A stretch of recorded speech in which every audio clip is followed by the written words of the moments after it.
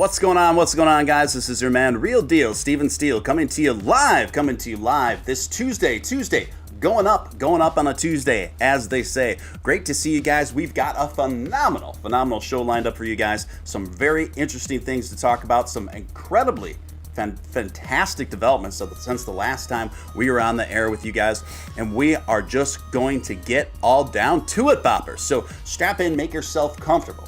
Whether it's a glass of wine, a Stern cocktail, or some tea, or some juice, or something in between, because we are going to do it. Who do we got in the chat tonight? We've got, of course, Abstractus Artemis, Alan Schneider, Hump DZ Zombie, Doge Army, Mike Tracy, King Cobra, Hector the Dude, Everybody Bang, Stun tonight, me, you, Hunter Wayne, Bloodrina, Naja Master, who else in here? Who else?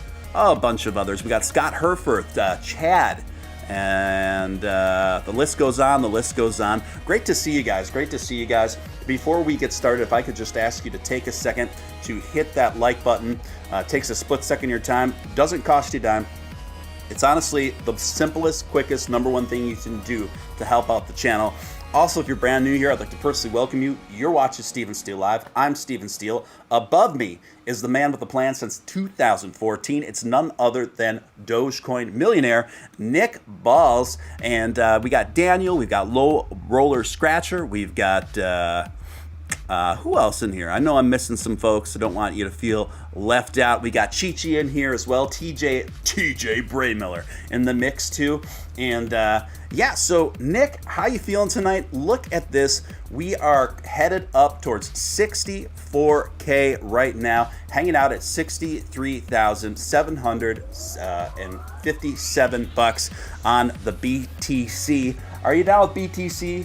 I mean, yeah, you know me. We're down with it enough. So, today there was speculation that we were going to hit an all-time high. We fell a bit short of it, but very close. What do you say as an all-time high in the near future for Bitcoin? Yeah, if it didn't happen today, it's probably going to happen tomorrow. I stayed home from the gym today because I thought, it was right there. Yeah. I think it was like 0.4% away. Yeah. So I stayed home to watch it. My girlfriend, she's like, why are you staying home from the gym to watch Bitcoin? She's like, you're not going to sell any. I'm like, yeah, you wouldn't understand. Well, but it was, you know what? I'm taking this week. I've got a bunch of stuff to do this week anyway. I'm going out to pick up her anniversary gift on Thursday. And I got a massage on Friday, so. The dungeon massage. Yeah, by the guy from Starship. Starship, yeah. So that's going on Friday. Oh, that's so funny, man. So a lot of movement, a lot of high volume momentum going on with Bitcoin right now. We've seen, just as we predicted yesterday, Dogecoin has just kind of settled into, for now anyway, into a floor just modestly above the previous one that we had achieved, and that's fine. That being said, with Bitcoin on the precipice of hitting its all-time high, do you think we're going to see the same kind of reaction with Dogecoin, with that same delay that we just experienced, that we experienced so many times before, with the 48, 72-hour lag before Doge starts pumping again? Or do you think it's going to happen more quickly, more expediently than that? Well, I was actually looking at a few different layouts today. And there's just this huge, massive wedge that's formed with Dogecoin. And I actually, I got my girlfriend into TradingView. So she was originally, I don't want to say where she was originally looking at charts, but it was a place that we do not approve of. So I won't mention the name. But needless to say, she is now on TradingView. Okay. So I sent her a little TradingView little thing that I drew today. And it looks like this wedge, this gigantic, massive wedge that's forming, that started back, in April, whenever we hit the all-time high. And it was forming, in May. Right. So it started forming in May. The lower half of it began in February. and this wedge pattern actually plays out on, let me see what day it was. It's like November 5th, I believe. Let me just double check. Yeah, the 4th or 5th of November is when this wedge completely closes.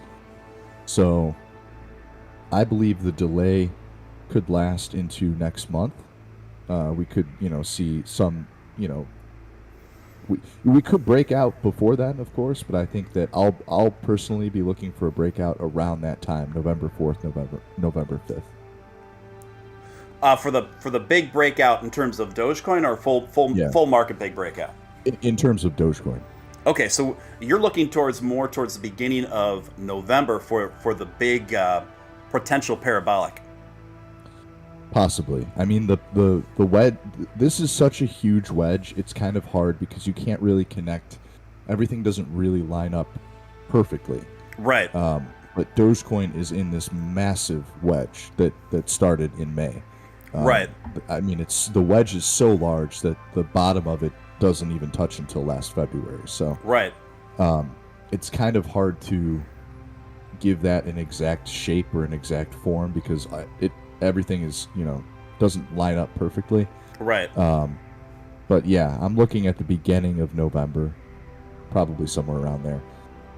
And then of course, I think a lot of people, I mentioned this today, some guy commented like, why is Bitcoin going so high and Dogecoin is still at this, it's called seasons. Bitcoin is having its time right now. Let it have its time. I love when, Bitcoin was my first crypto. I mean, I love Bitcoin when it does well. But keep in mind, according to Plan B, Bitcoin is going to continue to do well, into December, possibly January. So right. we could see a delayed altcoin season till the beginning of next year, which means, I think that time frame lines up perfectly if you look at it like this. For example, everything that is going to be happening with Dogecoin, respectively to Dogecoin, is planned for Q1, meaning January 1st. AMC acceptance. I know the low fee code or the new 4.5 is coming out shortly, but AMC new update, wallets on Robinhood. All of these things are happening at the end of the year. Yes. Or proposed to be taking place at the end of the year. So I think this whole drive up to Bitcoin going to $100,000, $150,000, $200,000 is going to take place it's going to culminate, peak at the end of the year. The price is going to not dump, but come down. All of that money that's been made is going to flow into the altcoin markets. Now Dogecoin could see a massive gain or run up into that. We could see that. Or we could see it stay fairly flat until then. Either way, I'm good. I'm fine with whatever it is. If Bitcoin is doing well, if the whole market is kind of just chilling, and Bitcoin is leading the way, that's fine. Yeah, I would concur with that. Now, let me run by you through my analysis and everything that I've taken in and observed, what I think is going to happen, and then you give me your feedback on how far off you think I might be in comparison to what you were talking about there. It seems to me that we are right at the beginning of a very extended, overall, long-arcing bull run. What I'm seeing is things more bullish, but a bit more modestly so for the next couple months, but still slowly in an upward trajectory wherein Dogecoin is going to find modest new floors as it plots along, 1 cent at a time kind of thing, probably. But then when we get towards the end of the year, late September, holiday season, going into the new year, into January and February, I think 2022, the first quarter of 2022, could yield to be the most astronomical gains that we've ever seen in digital currency. What do you say? I'm trying to pull up the exact. I'm on Plan B's page right now. Yeah. I keep forgetting what his predictions are. I think it's 63K Bitcoin in October, I think it's 90 something in November. Yeah. And then it's like 163 in December. I think. I can't remember. I don't know why I can't. It was right. Okay. Well, I can't find it. I don't know why. But yeah, I mean, essentially that's what he's saying as well. I mean, he's saying that this run-up is going to continue through at least December. Who's that? Who's saying that? Plan B. Oh, okay. Yeah. I heard Crypto Face today was talking about Plan B. I thought it was kind of funny. I'm not. He described it. I know who that person is, but I haven't really dived into their analysis. Now, his calls have been dead on. I mean, hey, there you go, guys. Here you go, guys. I have to say, my track record. I know I'm not like the savviest of TA guys by any means.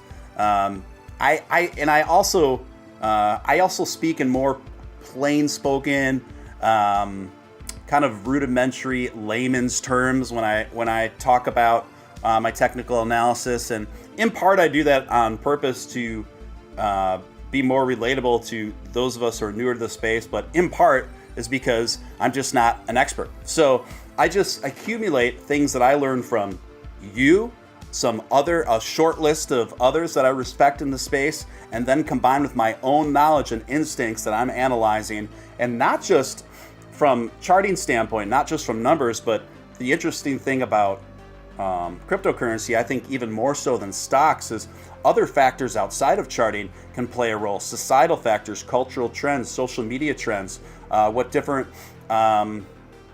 popular people are leaning towards or saying about. I mean, all these things can have incredible influence in affecting a market value of a respected cryptocurrency. So I accumulate all those things together to draw my conclusions or theories. And I have to say, my outlook was 100% spot on. And you and I were, I think we agreed like 98%. You thought that the bull run was going to come a little bit earlier in October, and I said mid-October. Everything I'm looking at is showing mid-October, and sure enough, literally on October 15th, Bitcoin really started taking off right there. So what would you say to that, Nick, in terms of how important just general instincts are in this sort of thing? Well, I mean, instincts are certainly important. I would say that, okay, here it is. Finally. So this guy, Plan B, he created a model called stock to flow, which thus far has been extremely accurate. He called August 47K, nailed it. September 43K, nailed it. October 63K, so far, nailed it. November 98K, we'll see. December 135K.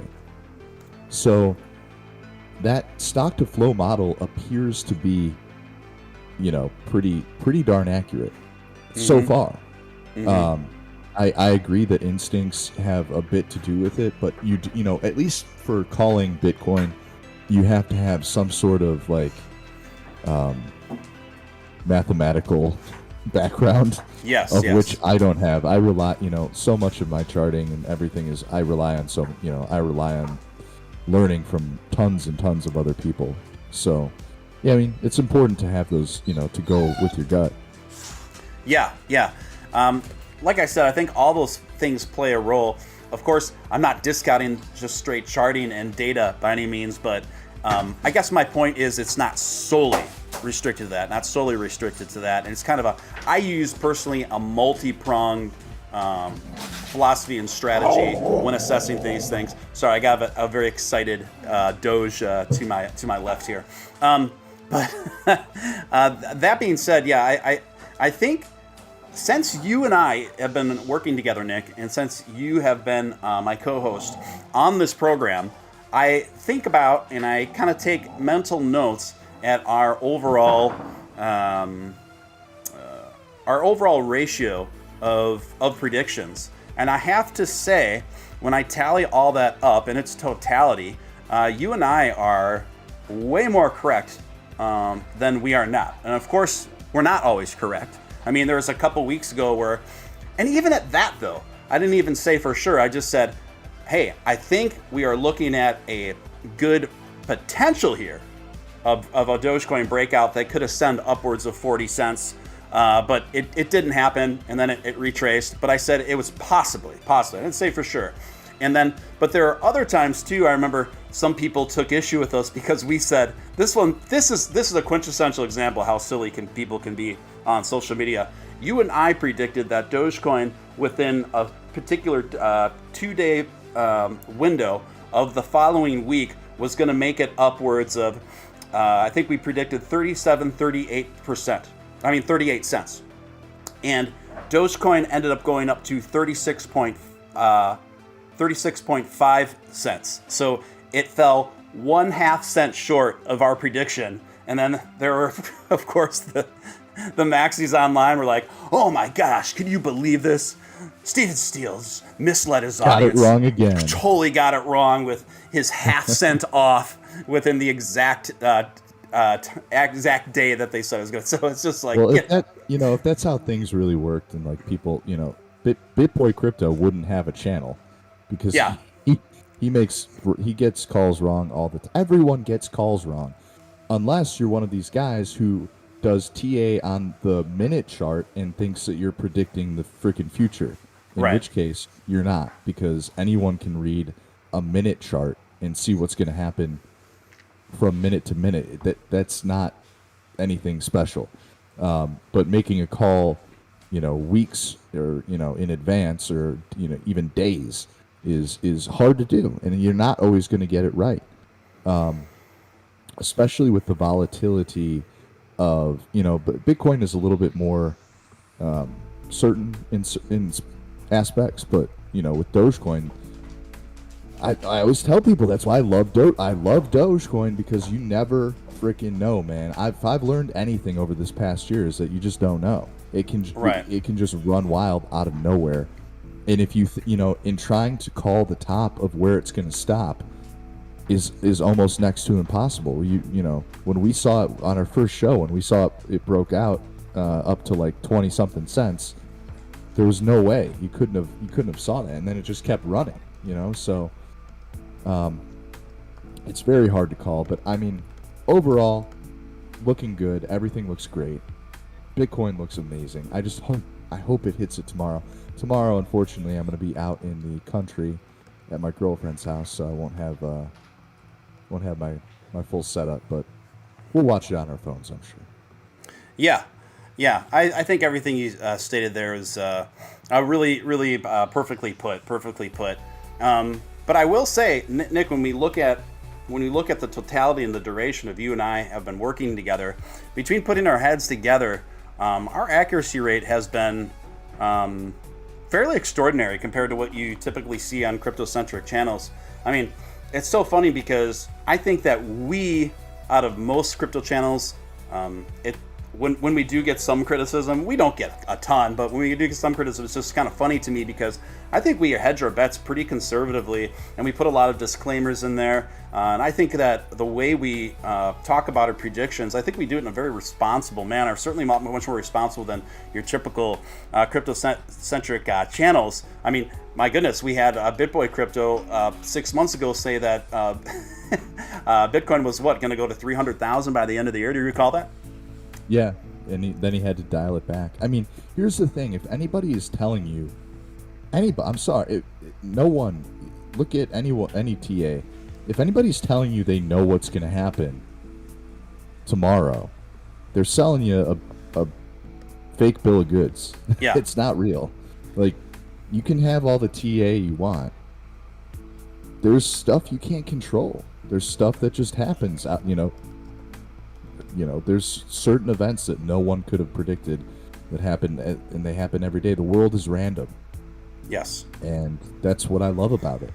I love the randomness of the world. And, if Bitcoin doesn't hit its all-time high tomorrow, I'm confident that it'll do it soon. You know why? Because it's only like a few a percent or so away.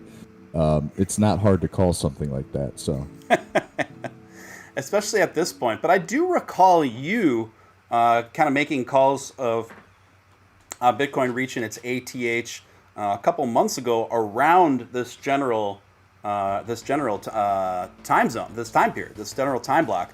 I do recall you talking about Bitcoin reaching back up to 65,000 going into winter. I think that's where you're putting it, to the beginning of winter. So pretty close, because I remember you talking about that a couple months ago. Yeah, and I've been pretty much following this whole time.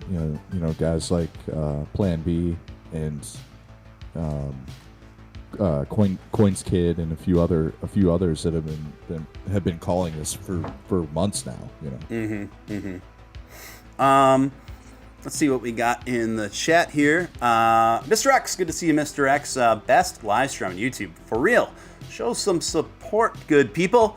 Great community here too. I would agree with that. Great community here, and thank you for your support, Mr. X. First super chat of the night, $5. Thank you for your thank you so much, Mr. X. Let's see what's going on in the Crypto Tank Girl snuck in there. RW has gotten in here since then. Alex Price, welcome. Brett Myers, welcome. Josh Rendell got in here, welcome. A few others as well. Good to see you guys. So, I think that the probability of an all-time high for Bitcoin within the next even 48 hours is pretty substantial. And I don't think Dogecoin is going to lag too far behind. I'm not saying it's going to go parabolic by any means, but I do think that we also stand a pretty high probability of Dogecoin reaching a modestly new high floor during all of this sort of stuff. And then today, of course, Bitcoin's ETF came to market. That's basically called Bit. I can't remember. I was looking at it today. BitO. Yeah, BITO are the call letters. Okay. BitO. There we go. ProShares Bitcoin Strategy ETF. Yeah, it's basically a Bitcoin-linked exchange traded fund, and so it's kind of a tethered stock version of Bitcoin. I don't even know how I feel about it. In some way, I think it's kind of silly. In another way, I'm like, yeah, why not? Hey, you could have made it. Today there was a 4.5% swing on it. Yeah, could have made a nice little rip around that one. Yeah, the shares are only around $40, so I bought 2 shares. I'm just gonna let it sit. I think it's a pretty safe bet on some modest gains there over a period of time. So that's how I'm playing it there. $10 super chat from DogeX. DogeXG. Obviously, I think a reference to DogeX. $10 super chat. Appreciate that. Are you surprised DogeX NFTs took so long as it did to mint? Don't get me wrong, the time it took allowed me to get 10 of them, but just curious your thoughts on it. It surprised me a bit. Well, it's all in the eye of the beholder, my friend. You have to put it in, it's all about context as well. My thoughts on this are as such. DogeX started with 10,000 of these, not with any huge major endorsements like an Alex Becker or somebody like that, or a Matt Kors or somebody like that. No major big names out of the gate talking about it. It was pretty grassroots considering the size and scale of a project like this. And it also was launched literally on the day of the biggest Bitcoin flash crash in history. It couldn't have launched on a more disadvantaged day. Plus, gas fees were astronomical that day, and had a few big strikes against it. Now, when you look at, I've done the homework on this, sir. When you look at the overwhelming majority of NFT projects that are anywhere between 7,000 to 12,000 pieces, that's launched around the same general timeline, almost every single one of them have not minted out. Even ones that were expected to are still are still maybe got 30% inventory left, I do think that the stronger ones of those will go on to continually mint and have a decent chance at raising floor values substantially. But so it's all about context. So during the time window that it happened, and with everything in context, I think that DogeX has performed very well. And I'm not just saying that because I'm associated with the project. I mean, unbiasedly, under the circumstances, I think DogeX has performed very well. In fact, it exceeded my predictions and my expectations over the last 2 weeks of how quickly minting finished up, and it finished very strong. It finished very strong and continues to hold very strong. Let's take a look at the OpenSea page here.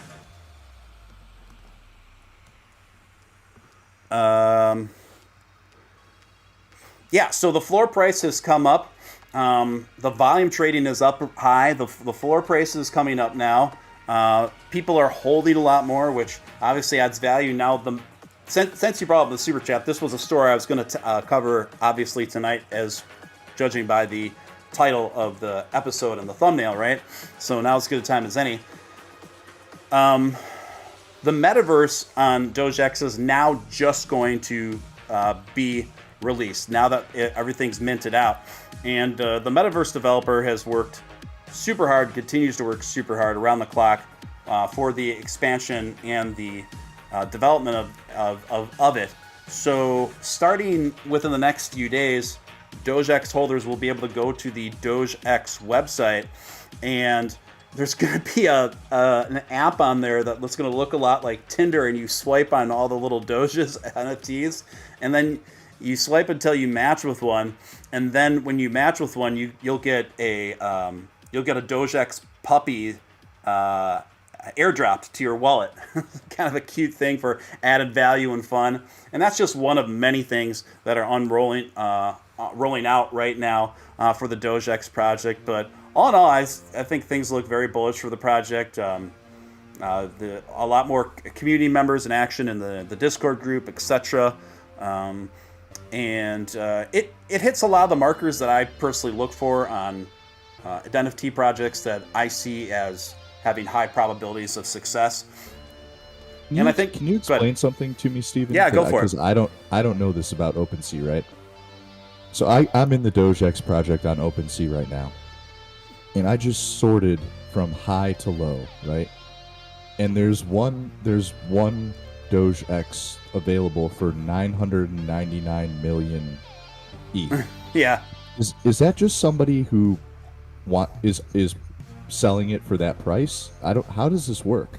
No, that's just somebody that's just somebody like that has no real interest in selling it, and it's just kind of like, obviously no one's gonna pay that much for it, so sometimes people just like put absurd amounts in there, maybe on the off chance that, who knows, maybe someone would pay that, but it's kind of a fruitless, ridiculous exercise. But you see those kind of listings under most any decently sized collection.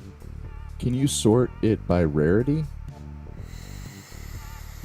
No, you can't right now. So this is one of the main things that I know a lot of people. One of the main features that you suggested that people are campaigning for OpenSeas to do. OpenSeas has a lot of development work to do yet, in my opinion. Actually, Alex Becker, I hate to bring him up again, but he actually put some really good suggestions for OpenSeas to start including on their platform. It's still a relatively new thing, and I think we're going to see a lot of tightening up in developments, just like we have with things like, any kind of like even just social media platform. Nick's Bro Tank for $2 super chat, and there it is. It's Nick's. It's right there. You see the Doge dog right there, Nick. That's hilarious. Whoever did that is so funny. That's so funny. Awesome. Yes, some of these aliases are pretty amusing.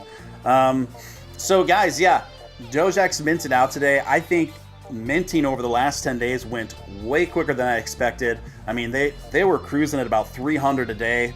There were a few days that were even like 400 a day, just like boom, boom, boom. And when when I went to bed late last night, it was at about 200, I think 240 something, and I assumed that there was going to be a full day today before it minted out. I thought people would have another 24-hour cycle, but no. When I woke up, they were gone, man. They were gone. So, just in about that 6-hour period of time, about 250, the last 250 just went like that. So, and also another thing too. I think I was talking about this. Who was I? Was I talking about this with you yesterday? Where it's important. It's notable. It's notable that the NFTs aren't necessarily a super get-rich thing either. This is still a very new market, and it's continually evolving each and every day.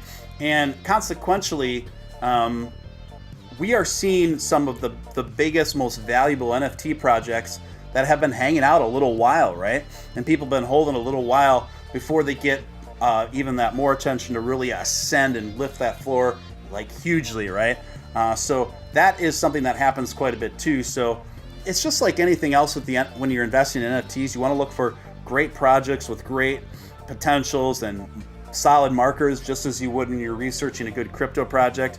And long-term holds, more times than not. Now, quick flips are great too, especially when you're talking about NFTs if you're not looking for huge gains. But for that big life-changing, wife-changing money, in my opinion, you go about NFT investments in much the same fashion as you would your crypto investments. And now my spidey senses on my nose are telling me that, again, around the same time as last night, my neighbor is burning leaves. I have a couple windows open. And I love that smell. I do not like it on my nice furniture, Nick. So you're gonna hold it down the fort just for a few moments while I quickly close my windows in my living room here. Plus, sure. I'm kind of sensitive to asthma, so I can't breathe in a lot of smoke vibes. So I'll be right back, folks. What's up, everybody? Let me get a bunch of ones in the chat if you think Bitcoin's going to hit its all-time high tomorrow.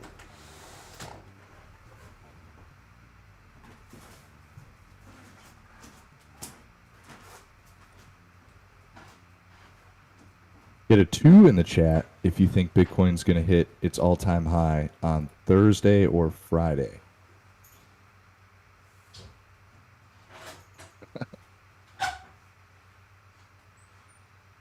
Yeah, all right.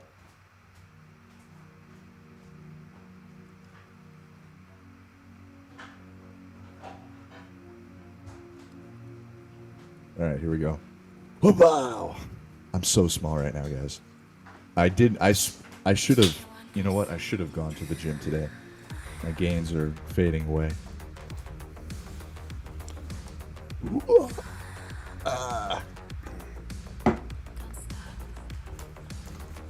My plan, I have a meeting next Tuesday with my coach. Oh, here we go. DogeX. Ballz, you can't just sort them on rarity tools.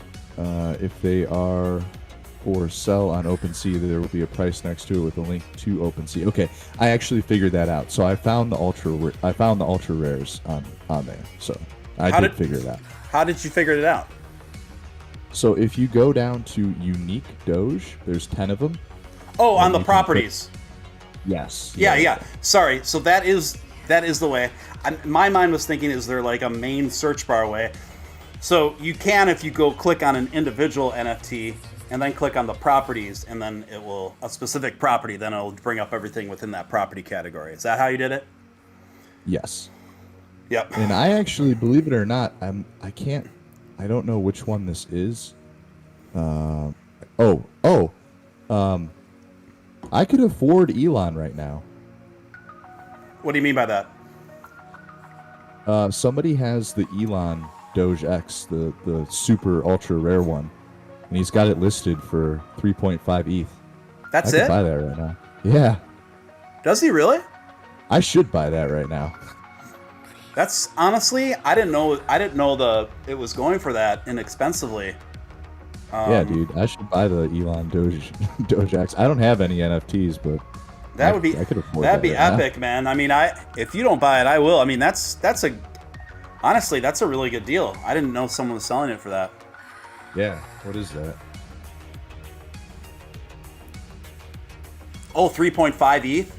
Yeah, that's 13 and a half. Like 13.5K. No, never mind. I don't have money for that, but you do. But that is still that. I was thinking 3.5 thousand in ETH, so that'd be like a little over 1 ETH, and I'm like, I'll buy it right now. But like, yeah, I don't have the money to spend on that. But still, that is a really good deal because most of the other ultras have sold upwards of about $30,000 in ETH. So, I think 13K Elon. I'll get on that.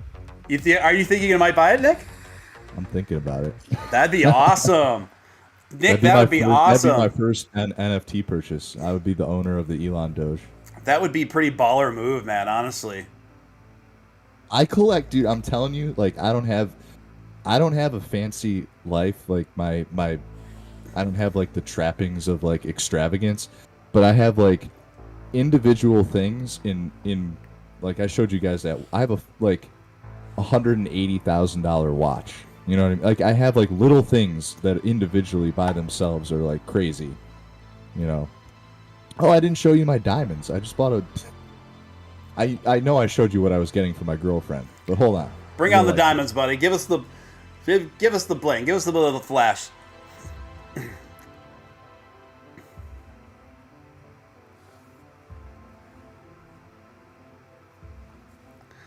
Put one in the chat if you think Nick should be the new owner of the DogeX Elon Ultra Rare. I bought these the other day. I've spent in the past month. I've spent like $26,000 on diamonds. Oh my God! Really? Yeah. I got this for myself. So this is a diamond tennis necklace.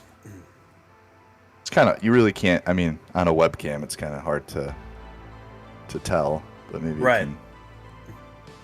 Oh, cool. And then, beautiful. Yeah. And then I got it with the, I wear this most of the time, but this is like a diamond tennis bracelet that, you know, matches. Nice. So, I wear that to the gym on shoulder day when I want to. Excellent. Bling it up. Excellent. But the girlfriend, I'm going to pick up the girlfriend's 3-year anniversary gift on Thursday. So I figured, you know, if she's going to be rocking diamonds, I gotta have diamonds too. Man, a lot of ones on that chat, Nick. No, you know what? I don't have any ETH, and you know what? If I was gonna buy some, I'd put, you know, I would get some art. You know, that'd be a pretty baller first NFT for you to get. And just from a investment standpoint, I do think it'd be a pretty smart investment. And my biggest problem with OpenSea is that I can't. So I've got an account, right? I've got OpenSea on my phone, right? What scares me is I couldn't figure out how to link my OpenSea account that I have on my phone to my OpenSea account on my computer. So they're like two different accounts. So I don't want to be purchasing a $13,000 NFT on an account that I know that I can't recover if something was to happen, right? So like, for example, I have, you know, so you don't have your MetaMask seed phrase? I do, but so when I entered it on my computer, it didn't. It worked, but it I don't know. I'll have to show you, you know, off air. Like you might have to help me figure this out because I imported my seed phrase, right, and it said you're all good. But then like when I went into my wallets on my computer, nothing was there. But all the stuff that I have on my account here on my phone was there. So I don't know. I have no idea. I don't know. Has anyone given you an NFT or anything like that? Yes. Yeah, I have several NFTs. Are you able to view those NFTs? I am on my phone, but not on my computer. Okay, you gotta. Do you have an OpenSea account? Yeah. and you're not able to view them when you connect your MetaMask to your OpenSea account.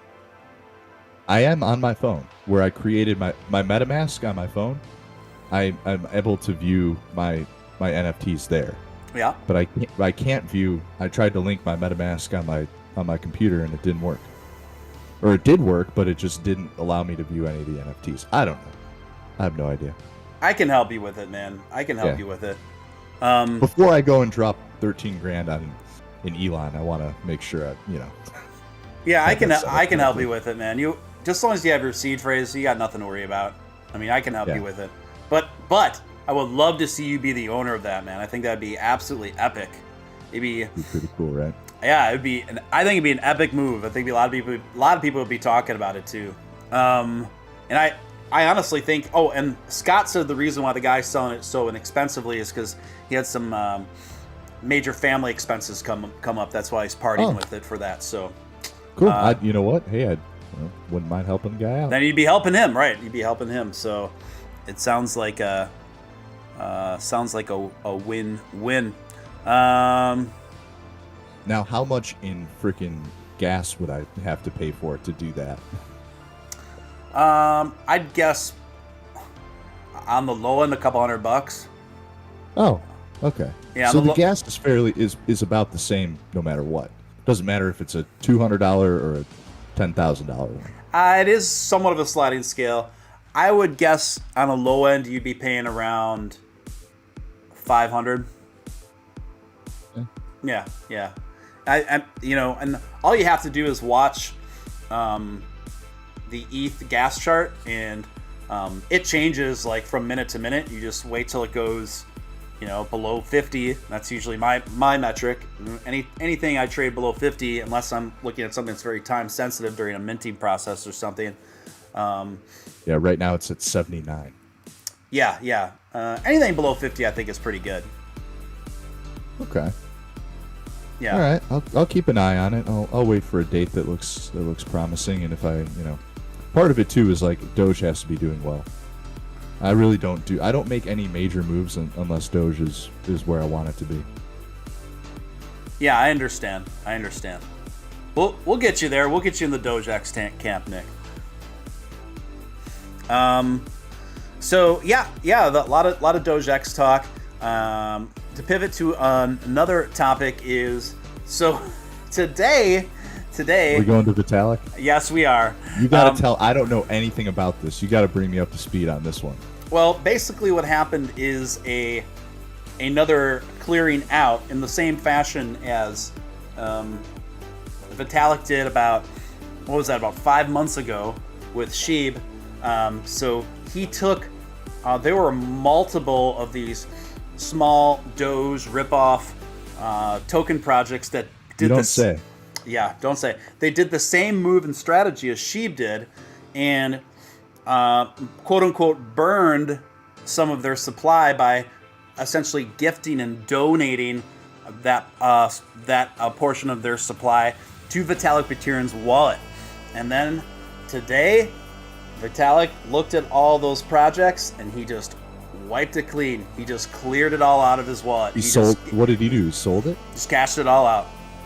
Okay. Good. Yeah, just cashed it all out and just cleared it all out. And consequently, all the projects that had engaged in that strategy has suffered tremendously. What do you expect? And tell me how. Can you explain how this works to me? So Vitalik's got his wallet, right? His main wallet, and he's got all these random Doge knockoffs in there. Where does he go to sell these things? Well, you can just cash them out. Like you can just transfer them to BNB and be done with it, right? In the wallet itself. Yeah, within the wallet itself, you can just take whatever's in there and then transfer it, convert it to BNB, and then just like put it on another platform or transfer that BNB into fiat or transfer it into another coin from there. Okay. You can even go through the process of turning BNB into ETH if you want to. It's a hassle, but you can do it. you need to do or with ERC20 or with it's got to be ESD. wrapped. Yeah, so It's got to be wrapped. Well, what I'm saying is you need to hold a certain amount of either ERC20 or BNB to be able to do that, right? Mm-hmm. I don't know, whatever however much the fees are to exchange that. Yeah, I mean, there's always fees. What are fees on free money, though? I mean, no, totally. And it's not like he's hurting for cash, but. Well, here's the thing. Here's the main point of the whole story. Is it's a very dishonest practice for these projects to be calling these burns when you're just simply gifting a portion, a good chunk of your inventory to Vitalik's wallet, and then calling like a gift burn, because it's on Vitalik's wallet. It does burn their project to the ground at some point when Vitalik decides to sell it. Yeah, I mean, essentially, so... Can you name one of these projects so I could take a look and see if it, really took a hit today? I gotta... let's see here. There's gotta be... I mean, you could literally probably just... There's so many. That's the thing, Nick. There's tokens that have the word Doge in it now. It's like in the hundreds now. It's like literally in the hundreds. Like, I can't keep up. I wouldn't even know where to start right now on it. I just... Any word... I'm just on CoinGecko and searching Doge. Oh, what do you see? Just for fun. It probably goes forever. There's actually it only pulls up a few. Oh, it's because you're on CoinGecko. Go to PooCoin. Well, no, but PooCoin is BNB. If these went to Vitalik, they went to him in ETH. Oh, so, ETH. Yeah. So I'm just trying to find the ERC20 Doge project. There were multiples, and it's a really disingenuous practice, a marketing strategy to try to attach yourself to Vitalik Buterin through such a method, because Vitalik doesn't ask to be involved in these projects. He never asked these people or consulted with them or anything, and they just give these to him and they just say, hey, Vitalik Buterin's holding a good portion of our inventory, because it's like they just think putting that name in there is going to add some inherent credibility, but obviously that's not the case. Obviously Vitalik Buterin, the only Doge related coin that he's genuinely into is Dogecoin. He's the blockchain advisor for the Dogecoin Foundation right now, and no ifs, ands, or buts. He's never been involved with SHIB. He's never been involved with any of these spin-off tokens. None of this. Furthermore, look, you either are burning part of your supply or you are gifting your supply. It's one of the two. Pick one. You can't be doing both at the same time. So to call it a burn, the non-burn burn, is absolute bogus. It's bogus. You're doing one or the other. You're either gifting your supply, part of your supply to Vitalik, or you're burning it. It's not this slide burn, transfer burn, all these funny new made-up terms to try to obfuscate the truth. That's what these projects are trying to do. In my opinion, any project that does this is operating from a very dishonest vantage. But the thing is, from a very dishonest strategy. I'm not saying you can't make money on projects that have dishonest strategies, but it is what it is, just so you know what it is. Now, I will say this to the credit of this token. I'm gonna pull up their Twitter right now. Again, disclaimer, this is not an endorsement of this token project. This is just part of the news cycle before anybody gets their panties up in a bunch. The Floki Inu token tweeted this out today. Let me scroll down. They said this. This is pretty based. They said this. The Floki Inu token said, so Vitalik Buterin strikes again by dumping a bunch of meme coins that were quote-unquote burnt, parentheses, donated to him like he did months ago. Vitalik does not hold Floki tokens because we did not send our tokens to him. You simply don't burn tokens to a human, no matter how legendary. So I thought that was pretty based, Actually, by the way, that that project. I mean, I'm looking at the chart on it right now on CoinMarketCap, and it's actually not doing bad, which makes me hesitant. Anytime a token like that is doing good is like, but I mean, with a statement like that, at least they're not, they're not trying to pull this, we burnt a bunch, when in reality it's sitting in Vitalik's wallet. Yeah, I mean, don't get me wrong, it's in branding, it's still a knockoff move, but it does say something about the a certain level of integrity anyway towards the team members of that project. Gerardo DeJesus welcome to membership, Gerardo. Thank you for joining. And by the way, guys, if you are not a member, if you're considering membership, now's a great time. Now's a great time because it's only $4 a month. Get in for that inexpensively you can. That's just $1 a week, and then you get a lot of. In return, you get a lot of members-only live streams. You get those awesome emojis. You get to choose from the Sadaf emoji. We got to get you a Nick. This is a good reminder. We got to get the Nick. Okay, Nick Ballz flex emoji is next. I'm going to make that happen this week, you guys. And then also some members-only content and videos as well. And it's also just an additional great way to support what we are doing here. So welcome to the fold. JJR, I bought some last night for fun. And that's exactly why you should buy that stuff. If you do it all, right? You do it for fun. It's money you can part with. I like doing it with a super small because it's just fun. It's fun to check these French coins every day. Sometimes they go wildly up, sometimes they go wildly down, but it's just fun. It's just fun. But when you make my emoji, can you use Greg Valentino's arms? Do you know who that is? You want me to put his arms on you? Yeah. There's a documentary. It's called The Man Whose Arms Exploded. I know this man. I'm friends with this guy. Oh my God. His name is Greg Valentino. Do yourself a favor right now and Google image search Greg Valentino. It is absolutely hilarious what happened to this man's arms. Greg. They literally. Valentino arms. Let's image search. Oh my God. You know this guy? Yeah. Are those real? Those aren't implants?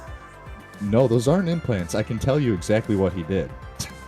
Oh, I'm sure it involved some assistance. Oh yeah. And the messed up part is he used to have a really good body, and then he became a steroid dealer. Now, what people think no that kidding. He did, yeah, you don't say. There's actually a photo of him going to jail with he's got handcuffs on, but his arms are so absolutely huge that they can't fit the handcuffs on him. Oh my gosh. So there's a substance that's very common in bodybuilding nowadays that's called synthol. Yeah. It's essentially the oil that they use to put into they put synthol in your arms or calves or wherever to volumize your muscle before a show. It doesn't have any steroids in it. Oh, okay. But it's just oil. This is what people think that he did. Okay. That's not what he did. What Greg Valentino did was he was actually using bottles of testosterone, hundreds of bottles, and putting them in his arms. Just straight up testosterone? Yes. This man's blood pressure was so high. He's like, I have no idea how I didn't die. His blood pressure was through the roof. If you use the amount of steroids that this guy put into his arms, it's like, it's insane. He wasn't using synthol. He was using actual steroids to do that, which is outrageous. I mean, it's insane. But I will not be doing that to my arms. But if you want to use his arm for mine, then I wouldn't mind. We'll see, Nick. It can't be just this. Because the emoji is so small. If there's too many muscles in there, it'll just look like a blob. Yeah, just my face. Flesh. Yeah. Tiny face, but like muscles everywhere. I'll run it by you. I'll let you know what I'm doing with it. I'll work on it this week. Yeah. Send me some templates. Yeah. Props were due to Floki Inu Coin for calling it as it is on there. I mean, it is what it is, folks. So I got to give it up for the project for handling it that way and making a statement like that. It was pretty based. I don't really know what other appropriate word to use for it. Now here's a non-crypto related story that just kind of I thought was rather amusing in the news cycle today, Nick, and this is courtesy of Yahoo, and I got a couple takes on it here. Hooters adjusts policy to make controversial new uniform optional for employees after outcry over skimpy shorts that are like underwear. I'm going to read a few passages from this story, and then we'll give our feedback on it, Nick. Hooters of America announced it will make its new revealing shorts optional for employees. The policy change comes on the heels of a series of viral TikToks of staffers speaking out against the uniform. No kidding. You don't say. You don't say this viral rebellion happened courtesy of some girls on TikTok. What a shocker. They can determine which style of shorts best fits their body style and personal image. Hooters spokesperson told The Insider, Hooters is adjusting its uniform policy to make its controversial new shorts optional in response to outcry from employees on social media. According to a spokesperson for Hooters of America, staffers will now be permitted to choose, which have some described as skimpy as their like underwear in the original shorts. We continue to listen and update the image of Hooters girls. We are clarifying that they have the option to choose from traditional uniforms and new ones. So Hooters got new panties, shorts, one TikToker user said. Love my job, but don't love wearing undies to work. Now, I did do a little bit of more research, of course, in the interest of this show today, Nick. As well. And what is so funny and ironic about these girls that are Hooters employees speaking out on TikTok about this was when you look at all the other videos they have made on TikTok, their TikToks, they're wearing even less in those videos than what they wear to Hooters. So this indignant outcry to me seems to ring rather shallow in context of that. To me, this strikes me as a pretty savvy, to their credit, a pretty savvy move to drum up a lot more views and followers to their social media accounts, most notably their TikTok accounts, and it has completely worked because the girls that have posted TikToks about the new supposed Hooters shorts controversy have yielded millions and millions of views, tons and tons of new followers coming there. Most of these girls that work at Hooters also additionally have OnlyFans, and so they got their link tree there, so it's kind of like a hub. A lot of these girls use the TikTok as kind of a catalyst to reroute people into their OnlyFans and getting them to be subscribers there. And that's another ironic thing about this. I looked up most of these girls that are speaking out about this have OnlyFans as well, so it's just kind of like, okay. Secondly, no one's forcing anyone to work at Hooters, and you can work anywhere.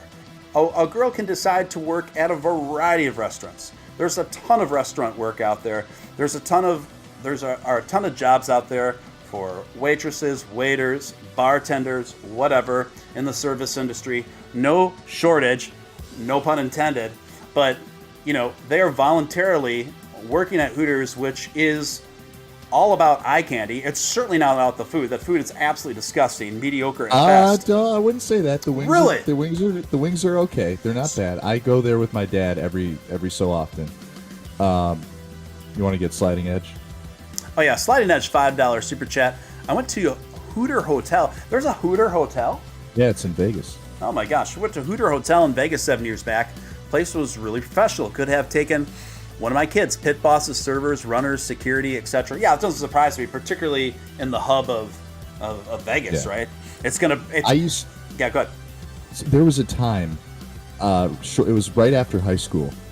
All of my friends worked at Hooters at one point.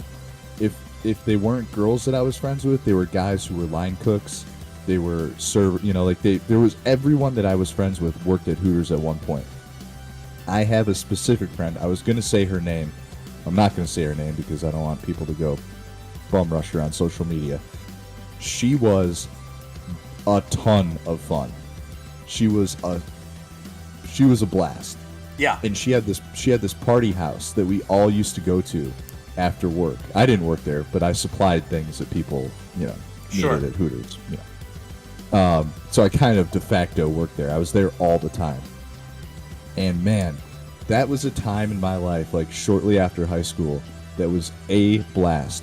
And I will say this about the Hooters shorts. They do know the current Hooters shorts, they don't do those girls any favors. Mm-hmm. Like, they are well endowed in that area. They're not it's not a good look. The tops, of course, Hooters, but their shorts have always been lacking in that department. So I think any advantage that they can take in that department, go for it. Yeah, and I don't know why they'd be upset. Yeah, I mean, it probably is going to mean more tips and more money as well. Yeah. Slide Edge $2 super chat. Follow up Hooters Vegas food awesome. So you got another person that agrees with you there. The wings are good. Now, back in the day, many years ago, I used to be a manager at a membership manager at a YMCA at the downtown, the city where I live in, and the only place that was open for food when we closed was a Hooters that was located in the mall where this YMCA was. I'm not even sure it's there anymore.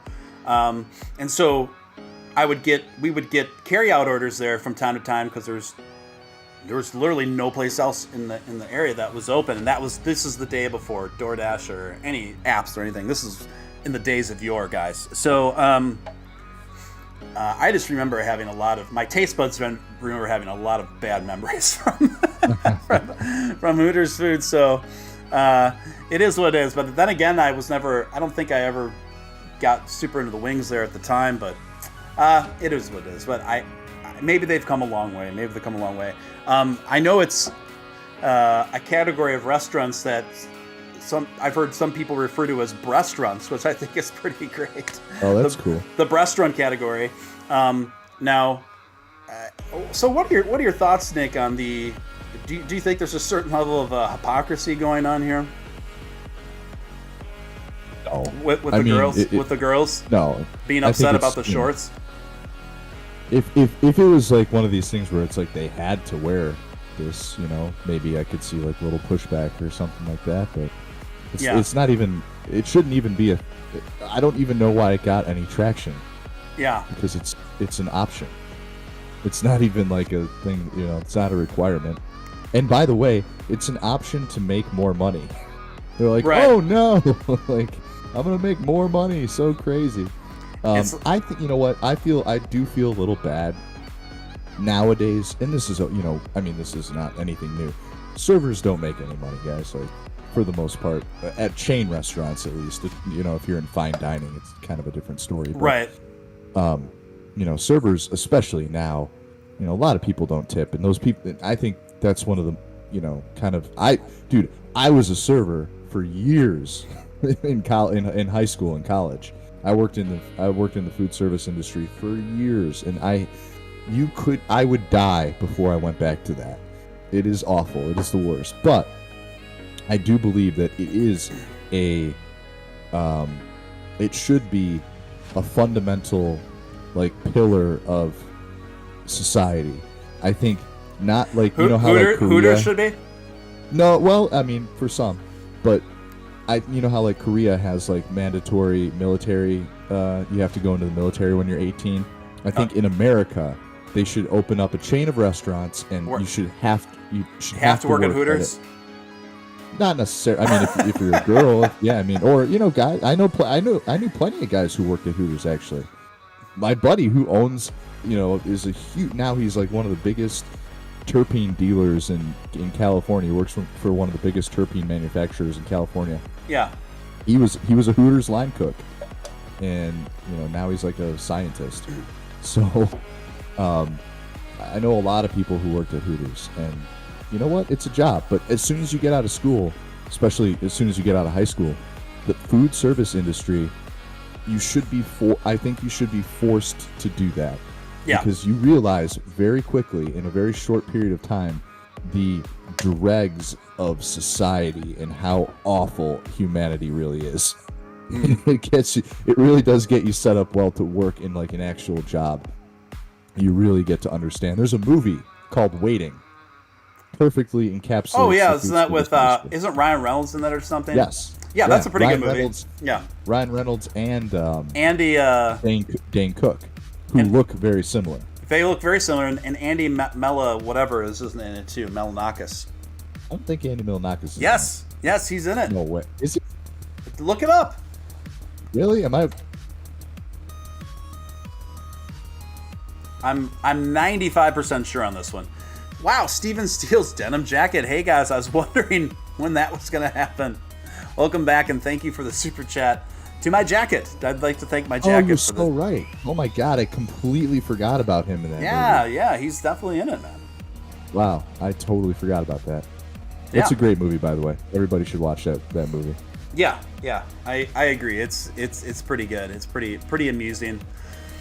Fairly accurate from my experiences in my younger days in the service industry, and it really does put you on the front lines of the ugliest sides of people's behavior, right? Just how petty and demanding and inconsiderate people can be, right? When you work the service industry. Yeah, and so I agree with you. I mean, obviously people that act that way have little to no experience working in the service industry, or they probably wouldn't act that way, right? But I think Hooters' solution to it is, under the circumstances, is pretty ideal. They're like, well, fine, just if you want to wear the old shorts, wear the old shorts. If you want to wear the new shorts, wear the new shorts. I think that's a good, very fair compromise under the circumstances. Yep. I'm going, not tomorrow, but Thursday, I'm going out to dinner with my dad. I think we're going to a different restaurant, but if we don't and we end up going to Hooters, I will report back. Give us the review. We go to Hooters about once a month. That's hilarious. So, that's awesome. Yeah. What a great thing for a father and son to do. Oh, we love it. We've been going there for years. Oh man, yeah, that's so funny.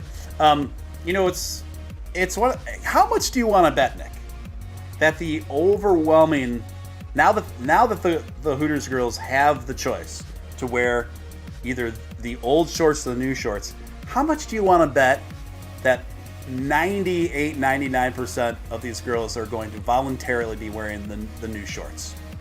Yeah.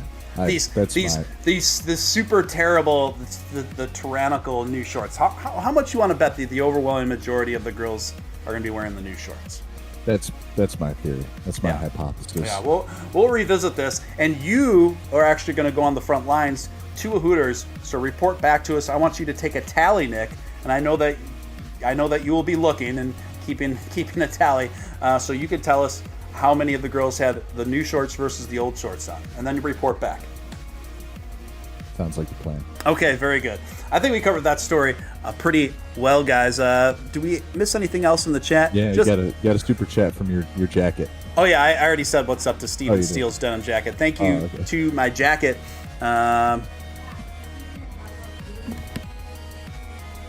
Oh yeah, and getting a little bit of from my audience here. My lady here, she used to work at Hooters for many few years, right? How many years? 3 years. 3 years she worked at the restaurant. What would you say if you were about this shorts controversy? Well, I don't know what the new ones look like, but I miss the old shorts. They're so cute and they're comfortable. But if you were to give a newer, shorter shorts, what would you say to those? Oh yeah, I take the shorter ones. She said, "Oh yeah, I'd take the shorter ones in a heartbeat." So there you go. Yeah, no problem. So moving on here, guys. I don't want to spend a whole hour on Hooters here, but there was another interesting story. Getting back to a little bit of crypto here, was this new Bitcoin futures. So the ETF that just came out today, which is pretty much the Bitcoin equivalent of a stock, that came out today. Several prominent analysts are saying and suggesting that this could trigger a Bitcoin rally in the very near future now, up to around 170,000. Bitcoin's price could catch a serious boost from the new ETF, according to analysts at Fundstrat. Fundstrat's team, which previously published year-end Bitcoin target of 100,000, now says Bitcoin's equilibrium price could spike to as high as 168,000 if the ProShares Exchange traded fund that began trading on the New York Stock Exchange on Tuesday attracts a serious wave of inflows from investors. Fundstrat is predicting the new Bitcoin futures ETF will deliver higher first-year inflows of what the Invesco QQQ Trust One Fund ETF, say that time 3 times fast, was able to attract back in 2002 by tracking the NASDAQ 100 index. There are some views that the run-up in Bitcoin's price is already discounting this approval. To an extent, this is probably true since Bitcoin has surged near all-time highs in the past few weeks. But in our view, the price of Bitcoin will continue to rise exponentially well after the actual approval of this ETF. What do you say, Nick, to the possibility of Bitcoin reaching up to the heights of around 170,000 over the next, they're looking at the next 6 to 8 weeks, in part as consequence to this launch of this new stock? What do you say? Well, that's exactly what Plan B says. I mean, Plan B is basically saying it'll be 170,000 come December. And with this ETF launch, I mean, here's the thing. I really did expect the ETF to just tank today because it's like an IPO. What do you expect from an IPO? IPOs generally just fall flat, but it didn't. It went up. It actually did really well. I'm gonna watch BITO over the next few days here. Definitely over the next several weeks. But I mean, look at what's already happening. Bitcoin almost hit its all-time high today. It's certainly going to hit its all-time high this week, right? Yeah. Like we can all come to terms. We're a few percent, a couple percentage points away from all-time high territory as we speak. So yeah, not even. We're a 1.5% away from all-time high. So we can all come to agreement that we will see an all-time high sometime this week. Will this trajectory continue for the next 2 or 3 months? I think so. I think that the current crypto market is going to keep running until there is a major economic global catastrophe. I don't know what that will be. I think there's going to be something because so much of everything is too, what was that guy a few years back? The rent's too damn high. That is the world we live in right now. I went to the grocery store today. I got a bag of coffee. I got 2 things of gum. I got a thing of almond milk and a pack, like just a little long box of Diet Pepsi. Altogether, that was almost $50. So, wow. I mean, just the prices of everything has gone just astronomically high. I know. And if you go to, it's insane. You go to a grocery store and everything's sold out because of, the logistics problem right now. So you can't get anything. There will be a straw that breaks the economy's back. It will happen eventually. I don't think it's coming anytime soon. I think we've got maybe 6 months to a year of smooth sailing ahead of us, but housing prices are out of control. I will say this though, I am looking for a house right now, and I will be buying my house out by where my girlfriend lives, which is about an hour away from me, and I can get a 4 to 5 bedroom, 4 to 5 bath brick house for about $425,000. Beautiful house. I'm looking at like 2 right now that I might pull the trigger on in the next few weeks. And that same house here where I live, which is a half hour, 25 minutes outside of this, Chicago, is almost $1 million. Yeah. So it's crazy. The housing prices outside of major metropolitan areas is outrageous. It is insane how high housing has got. So, I mean, yeah, I think things like, you know, all these economic factors are going to come to a head at some point. However, I find that my money is safest right now in the crypto market, and I have proven that over this last year. Yeah. As it's made it able for me to kind of sit back, relax, and, you know, kind of do whatever I want. Right. And buy diamonds, apparently. But, you know, I think that Bitcoin, at least for the next several months, has a lot of upside potential. Yeah, I think you raised a lot of good points there.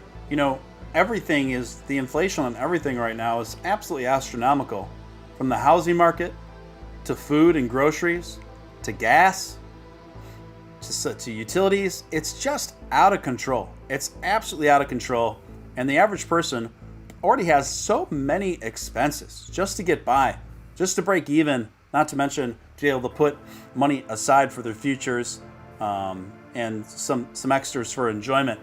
And now you add on all this extra saddled stuff, it really starts to feel like a rigged game.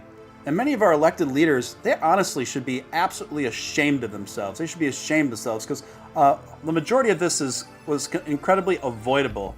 And I'm seeing a lot of echoes of what happened in where the economy was headed, and ultimately what happened in 2007-ish there, and where the trajectory kind of feels now. I can't help but see some of the same parallels. Not good. Not good. So it's no wonder that we see a huge upsurge in interest in cryptocurrency, because people are looking for creative ways to get a leg up, get ahead, to not only keep all their bills paid, but be able to save and level up, you know, because we're basically in a rigged economic system when you consider all the expenses that need to be covered for the everyday person, just to be able to. Do you realize how hard you have to, I mean, I know you do, how hard the average person has to work in the traditional sense anyway, in order to not only pay and keep up with all their expenses, but to be able to actually put money aside and save money for extracurriculars and to level up and get ahead. By the time you subtract all of your costs and your insurances and, you know, your food and your bills and everything else, it's just ridiculous. I mean, when we look at over this last year, how astronomically higher that people are paying for gas and food alone, when you tally this up on a weekly basis for the average working person, it's incredibly significant. It's just gotten ridiculous. Sliding Edge coming in at $2 super chat. Gonna wait until member only to cast my aspirations. Miles G, good to see you in the mix, says, "We did it, Joe." Thanks, Miles G, for waiting in there. Let's go, Matt. Good to see you, Miles. Good to see you. Anyway, RW says, "I took the family to a local seafood restaurant here in Maine over the weekend." Oh, beautiful. That's some God's country in Maine. That's awesome. Steamers were $34, lobster $45, complete gouging. I walked out. Steamers typically go for $12 or $13. Not cool. So yeah, you're talking almost triple there. Almost triple there, RW. I don't blame you. Let's see. Rig market. Due to TOS, I cannot read the rest of your comment there, Scott, but just know that I saw it. Anyway, why don't we just start winding this one down? We've been going for a little about an hour and a half. I'm going to do a breakout members stream. So if you guys just give me a moment, Nick, you can feel free to duck whenever you want. I'm going to be on for about 5 more minutes while I get the live stream link set up for these folks. But Nick, good talking. Yeah, likewise. Thanks for joining us. This was a fun talk. This was a fun show tonight. Yeah. Thank you so much, Nick. Appreciate you. And we'll check in with you a little later in the week, because I think we have Sadaf tomorrow night, you guys. So, yeah. So finally getting Sadaf back on. Nick, I'll text you. I'll text you tomorrow. All right. Sounds good. Later, everybody. All right. Thanks. And the rest of you, I'm going to stay on just a little bit longer here. Well, I create a new link for the members only inside track is what we usually call it. The inside track members only stream. So just give me a moment. Well, I get that dialed in for you fine folks. Because we're going to go directly, members, we're going to go directly over there from here, okay? And if you want to figure out how to become a member, it's really easy to do, guys. Just click the link pinned at the top of the chat. It's just $4 a month. And you guys feel free to talk amongst yourselves while I get this dialed in. But that was a fun watch. We certainly got more animated than usual. Well, I don't know than usual. We're always pretty animated. But yeah, tomorrow night we're gonna have Sadaf on the show. It'll be her first time back in quite a while, due to mostly things going on with her mother and things like that. She's been taking care of, so we certainly can understand that. But she'll be coming to us live from Sydney, Australia. And again, good to see Miles G mixing up with the chat. Miles G has a lot more of he's a much more popular content creator than I am here on YouTube. Check out his channel. I'm sure most of you already do. He does great stuff. And just give me a moment, guys. I'll have that members only link up for you in like literally 2 minutes here. We're working on it. We're working on that inside track for you. All right. Jeez, I got so many windows and tabs open. You have no idea. Well, if you're like an editor, you probably have a pretty good idea. I will say that. Almost there. All right.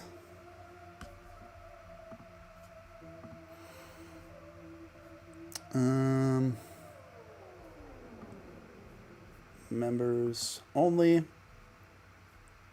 Members only. And we'll set it for 11:20. And it's coming right up. And the link will also be in the your YouTube timeline.